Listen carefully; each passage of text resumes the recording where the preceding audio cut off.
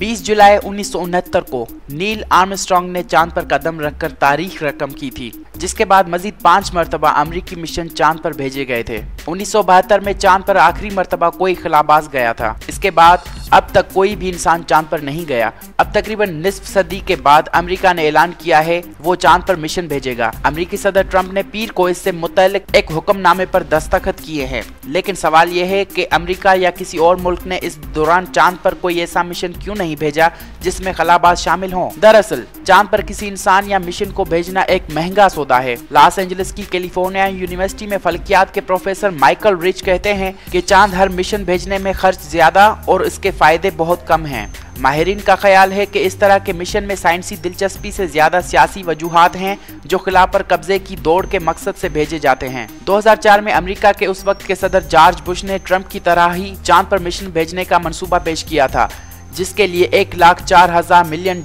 का बजट तजवीज़ किया गया था और इतने बड़े बजट के सबब ये मंसूबा मुलतवी कर दिया गया था। माहिरीन का ख्याल है कि इस मरतबा भी ऐसा ही होने का अंदेशा है, क्योंकि डोनाल्ड ट्रंप ने इस प्रोजेक्ट से मुतल्लिक हुक्मनामे पर दस्तखत करने से पहले सेनेट से मशवरा नहीं किया। माइकल रिच का कहना है कि चूंकि इसके साइंसी फायदे कम है, इसलिए इतने महंगे प्रोजेक्ट के लिए सेनेट की मंजूरी मिलना मुश्किल है। दूसरी अहम वजह यह है कि नासा इन वर्षों में कई दूसरे प्रोजेक्ट पूरे करने में लगा हुआ है, जिनमें मश्तरी पर भेजे गए मिशन भी शामिल हैं।